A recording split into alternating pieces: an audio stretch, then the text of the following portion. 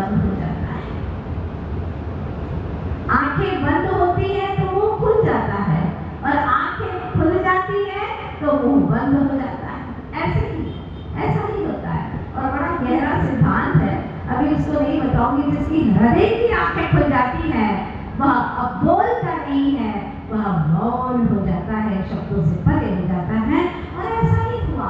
वो व्यक्ति तो गहरी नींद में था, आंखें बंद थी, आंखें मीठी हुई थी, तो मुंह खुल गया। और जैसे ही उसका मुंह खुला तो घुड़सवार ने उसको देखा अपनी खुली आंखों से कि उसके मुंह में एक काली, बिल्कुल काली नागिन प्रवेश कर गई है, और उसके मुंह में प्रवेश करके सीधी पेट की ओर चली गई है। ये दृश्य उस घुड़सवार ने देखा, सोच रहा है क्या करूं, मुझे इसकी जान बचाना है।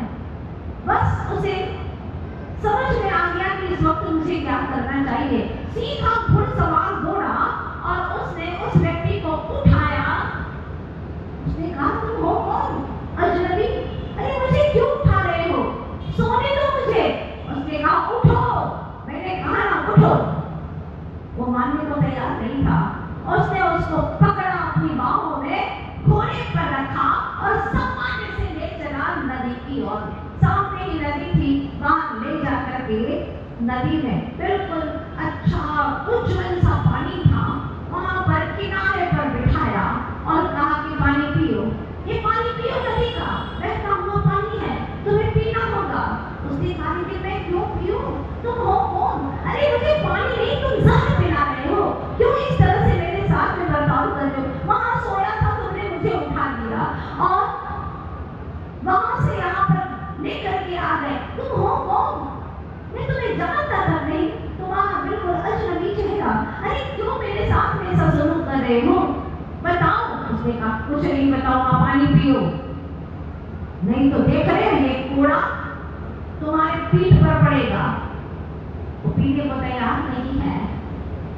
उसने कूड़ा मारा एक, उसने पीना चालू किया। डर के मारे कि अब तो कोई उपाय ही नहीं है, व्यक्ति बड़ा हट्टा करता है, मुझे मारेगा और मारेगा। और उसने कहा, जब तक मैं ना कहूं तब तक पानी पीना है तुम्हें, पियो और पियो। वो घबराता है, चिल्लाता है, अरे इस तरह तो मुझे क्यों पानी पिलाई जा रहे हो? मुझे नहीं पीना, मेरा पेट भर गया, एक गर्दन तक आ गया पानी। उसने कहा, और पियो, और पीना पड़ेगा। और आप लोग जानते हैं कि जब बिना रुचि के पानी भी पीते हैं तो बाहर निकल जाता है, उसका वमन हो जाता है। जैसे बिना रुचि के जिनवाणी सुनो तो वह अंदर में प्रवेश करती ही नहीं है, बिल्कुल नहीं करती। इसीलिए कहा है रुचि पूर्वक जिनवाणी का श्रवण करना। जिनमयन मोह सहमिनम, जिनेंद्र भगवान के वचन औषधि के समान है। ये ऐसी परम औषधि है कि इससे तुम्हारा भव भवांतर का रोग जाएगा ही जाएगा, जन्म जरा और मृत्यु का रोग निश्चित रूप से जाएगा ही जाएगा, ये निश्चित बात है। तो आचार्य कहते हैं कि जिनवाणी के अमृत को भी तुम्हें कटाकट पीना है, बस पता नहीं अनंत भवों के बाद में तुम्हें जिनवाणी श्रवण करने का अवसर आया है। बताओ, नरकों में जिनवाणी श्रवण कर पा रहे थे? पशु बने तो कर पा रहे थे क्या? बोलो ना।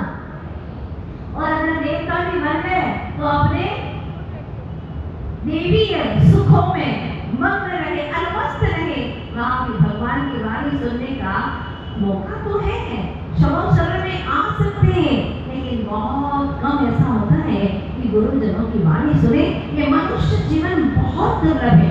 यहाँ आपको जिनेंद्र भगवान की वाणी श्रवण करने का अवसर प्राप्त हुआ है, तो ये मत सोचना कि धर्म करना है तो अब गिन गिन करके करें।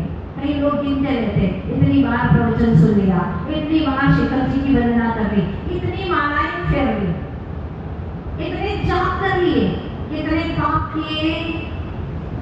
वही है तुम्हारे पास में उसकी सीमा। जब पाप की सीमा नहीं है तो जाप की सीमा क्यों मान रहे हैं? गिन गिन करके क्यों कर रहे हैं? कई लोग तो शिखर जी की वंदना गिनती से करते हैं, ऊपर चढ़ते हैं, वापिस नीचे आ जाते हैं टोक के, फिर वापिस चढ़ते हैं, फिर नीचे आकर गिनती कर लेते हैं। आज के दिन में मैंने 8 वंदना कर ली, 3 वंदना कर ली, 2 वंदना कर ली। ऐसी गिनती करने से कुछ नहीं होगा। किसी भक्त अच्छी बात कही है। भक्त ने यह कहकर तोड़ दी माला कि गिनकर क्यों नाम लो उसका जो बेहिसाब देता है, गिनकर क्यों लो नाम इसका जो मुझे बेहिसाब देता है, अखंड अक्षय सुख देता है, उसका नाम मैं गिन करके क्यों लूं? क्या जरूरत है? लेकिन फिर भी करते रहते हैं, अपने मन में संतुष्टि हो जाए, लोगों को बता सके। मालूम है हमने शिखर जी की इतनी वंदना कर ली है, हम दिन भर में इतनी सारी मालाएं करते हैं, क्या गिनीज बुक में दर्ज कराना चाहते हो? क्या चाहते हो? आखिर इससे तुम्हारी कषाएं बढ़ेगी, तुम्हारे मन में विशुद्धि नहीं आएगी। जब भी कभी धर्म करो, छिपा करके करो। सुन रहे हैं ना? जब भी धर्म करो, छिपा करके करो, गुप्त करो।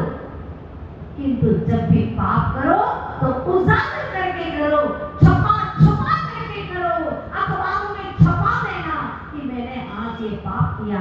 है कोई ऐसा सज्जन व्यक्ति तुम्हारे ग्वालियर में जो ये कह दे कि हाँ मैं ऐसा ही करूंगा, जब भी पाप करूंगा तो छपा करके करूंगा, उजागर करके करूंगा, और जब भी पुण्य करूंगा, धर्म करूंगा तो छिपा करके करूंगा? नहीं, आप तो उनकी चाल चलते हैं। जरा सा भी पैसा दान करते हैं तो उसको उजागर करते हैं, हाँ छपा देते हैं। किंतु जब भी पाप करते हैं और मान लो कहीं पकड़े जाए, अखबारों में नाम आने वाला हो तो चुपचाप चले जाते हैं वहां पर अखबार जहां छापे जाते हैं। नाम तो कटना ही चाहिए, हमारा नाम नहीं आना चाहिए। आखिर क्यों? क्योंकि हम पाप से डरते तो हैं लेकिन करते पाप ही है, बड़ा मुश्किल है। तो निश्चित रूप से भक्त ने ये कहकर तोड़ दी माला कि गिनकर क्यों लो नाम उसका जो बेहिसाब देता है। वास्तव में धर्म करने के लिए कोई संख्या या गिनती नहीं लगाना है। एवरी टाइम, हर समय हमारे भीतर में धर्म की भावना चलती चली जाए, ताकि भले ही आप 4 प्रकार के अनुयोग न पढ़ो, लेकिन फिर भी आपके भीतर में वह ज्ञान की गंगा बहती चली जाए। आचार्य भगवान कहते हैं 4 प्रकार के अनुयोग हैं, जिसमें कथा कहानी है वो प्रथमान योग है, और जिसके अंदर परिणामों की बात की गई है वह करणानी योग है, जिसके अंदर आचरण की बात है वह चरणानी योग है, और जिसमें जीव आदि तत्वों की व्याख्या की गई है वह द्रव्यान योग है। तो भूमिका बनती है प्रथमान योग से, भूमिका बनती है प्रथमान योग से, पात्रता आती है करणानी योग से, पात्रता आती है करणानी योग से, योग्यता झलकती है चरणानी योग से, तब कहीं आत्मा झलकती है द्रव्यान योग से, आत्मा झलकती है द्रव्यान योग से। इस राह से गुजरोगे तो तुम्हें अवश्य ही ऐसी आत्मा का चिंतन होगा, अनुभव होगा। लेकिन कैसे हो, कैसे करें, बहुत ही मुश्किल है। अभी वह घुड़सवार भूल तो नहीं है ना आप लोग, वो घुड़सवार लेके चला है और उसे मारे जा रहा है, और बेमन से जब पानी पीता है तो उसको वमन हो जाता है, और जैसे ही वमन होता है अंदर से तो काली नागिन रेंगती हुई जीवित नागिन बाहर निकल करके आ जाती है। वो अपनी खुली नग्न आंखों से देखता है और देखता है नागिन को अपने मुंह से निकलते हुए जो अभी तक उसको गालियां दे रहा था, उसको पीट रहा था कि तुम मुझे पानी पिला रहे हो, जबरन पानी पिला रहे हो। लेकिन जैसे ही नागिन निकली उसकी आंखों का भाव बदल गया, उसके भीतर के परिणाम बदल गए, और वह उसके चरण छू लेता है, कहता है भाई तू तो मेरा बहुत ही परम उपकारी है, तूने मुझे पानी इसलिए पिलाया। पर मुझे एक बात बता, अगर तू मुझे पहले ही ये बता देता कि मेरे मुंह में नागिन चली गई है, मैं सो रहा था तभी मेरे मुंह में नागिन चली गई थी, तुमने जो बताया, मैं पहले ही अगर तुम बता देता तो तुम्हें इतनी गालियां तो नहीं देता, घूसे तो नहीं मारता, लाते तो नहीं मारता, तुमने पहले ही क्यों नहीं बताया? उसने कहा, ध्यान से सुनिएगा, अगर मैं पहले ही तुम्हें बता देता कि तुम्हारे मुंह में नागिन चली गई है, उठा करके जगा करके मैं बोलता, क्या तुम मेरे ऊपर भरोसा करते? क्योंकि प्रमाणिकता चाहिए, प्रूफ चाहिए नहीं मानते, इसीलिए मैंने तुम्हें यहाँ तक ला करके पानी पिलाना चाहा, ताकि तुम बेमन से पानी पियोगे तो नागिन तुम्हारे मुंह से बाहर निकल आएगी।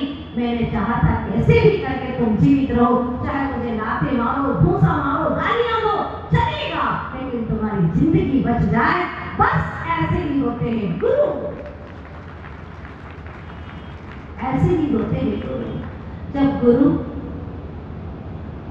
भक्त जनों को कहते हैं तो उन्हें बुरा भी लग सकता है, हाँ, उन्हें अच्छा न लगे, बुरा भी लग सकता है, कई तरह के परिणाम में भी विचार आ सकते हैं, लेकिन गुरु उसकी चिंता नहीं करते। वो तो चाहते हैं कैसे भी करके उंगली टेढ़ी भी करना पड़े पर घी तो निकालना है, कैसे भी करके तुम्हें सही रास्ते पर लगाना ही है, क्योंकि गुरु जानते हैं कि तुम्हारी जिंदगी कितनी कीमती है, कितनी अनमोल है तुम्हारी जिंदगी।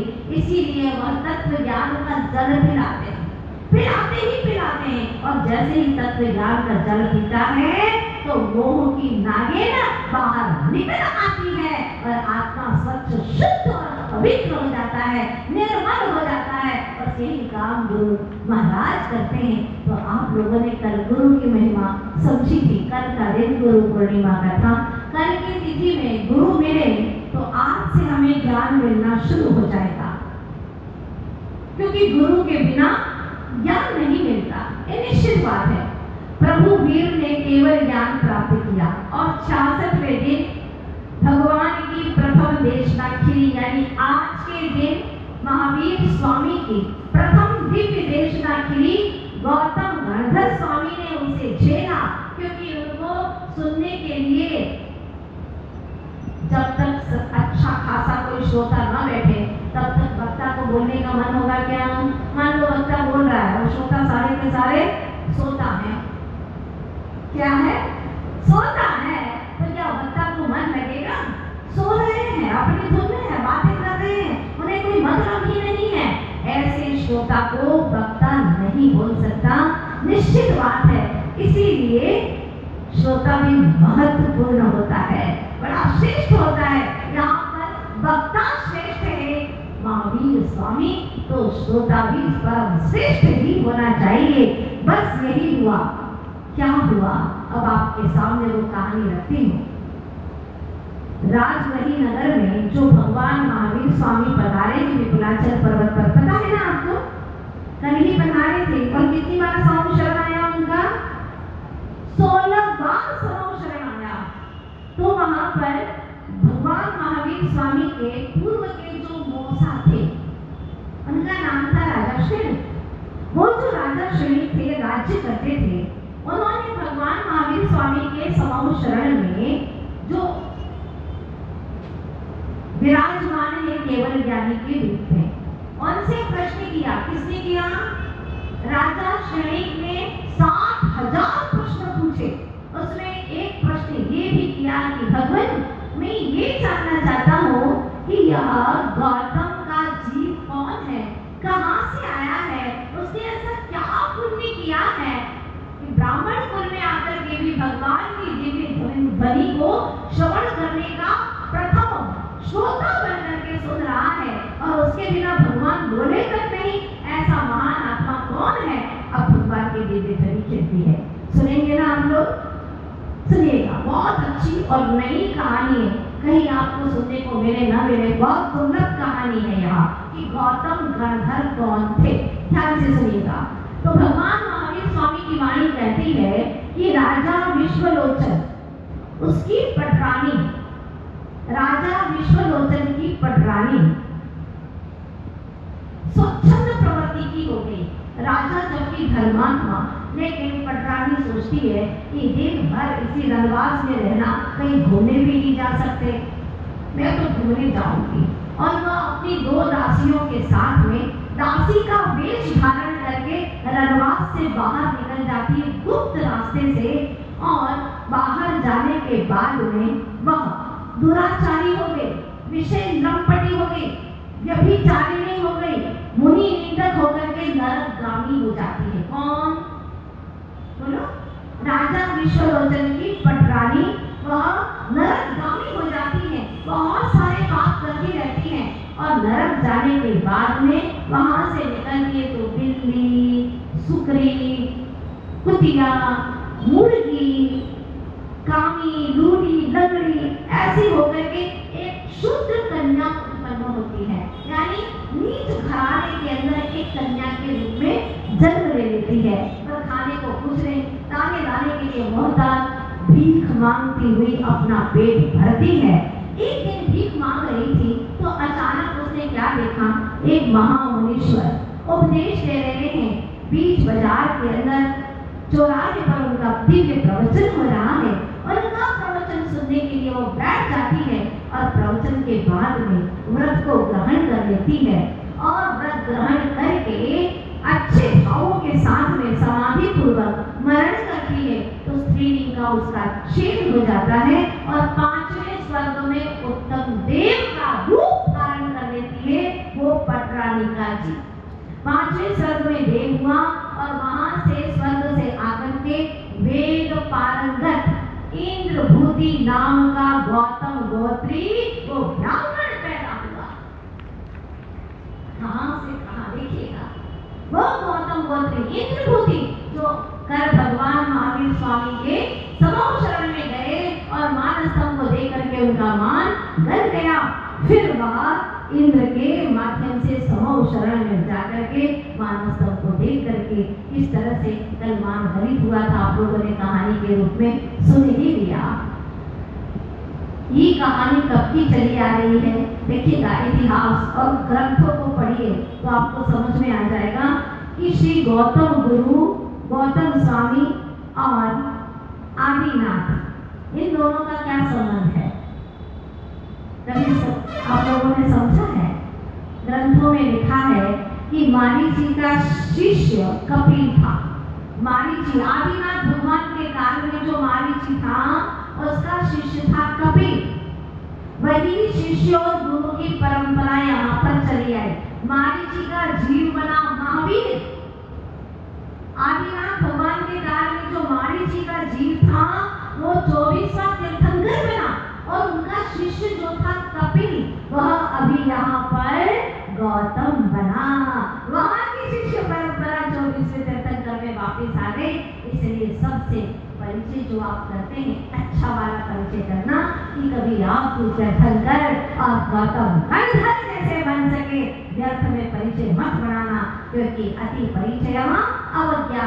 जितना परिचय दुनिया से बढ़ाओगे उतना ही तुम्हारी अवज्ञा होगी, अपमान होगा आत्मा का, क्योंकि तुम आत्मा की ओर देख नहीं पाओगे, उन्हीं रिश्ते नातों में उलझते चले जाओगे।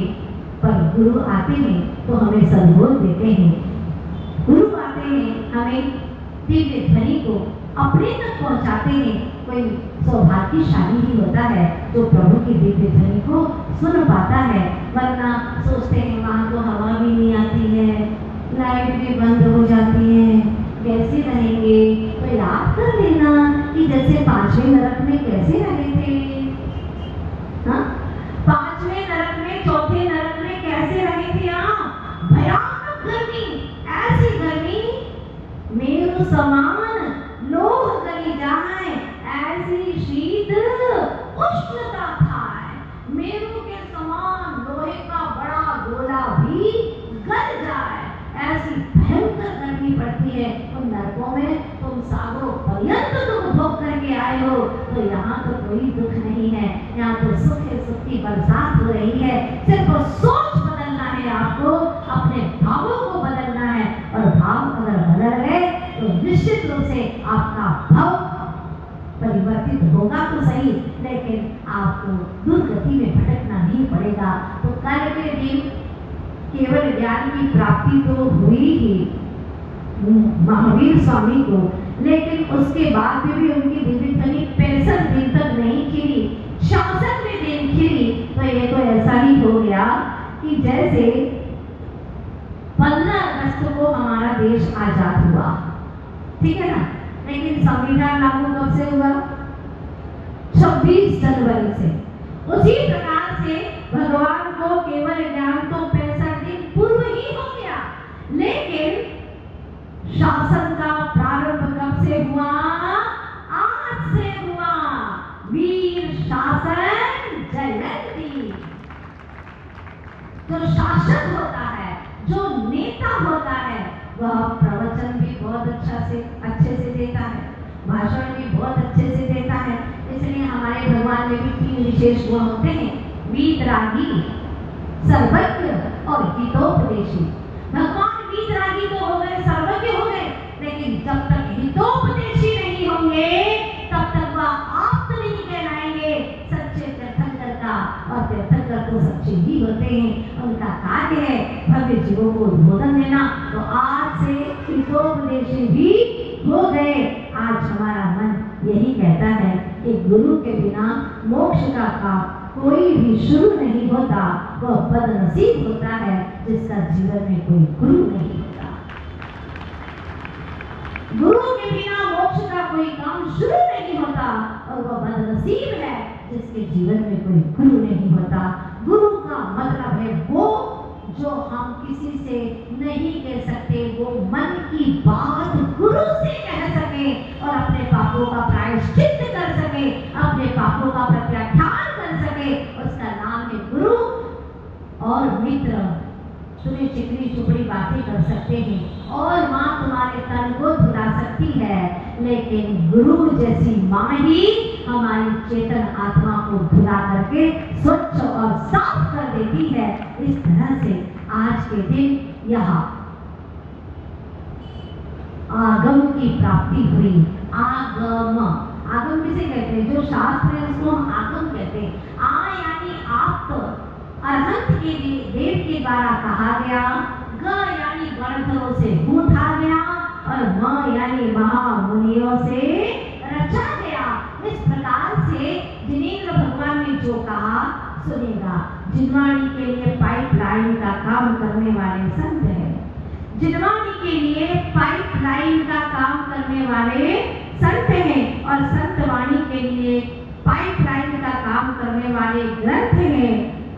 अफसोस मगर ये है कि हमारे यहाँ जितने संत और जितने ग्रंथ हैं उतने ही संप्रदाय और पंथ बढ़ते चले जा रहे हैं। ये अहंकार का प्रतीक है, वरना जिन शासन एक ही है जिसकी छाव करें।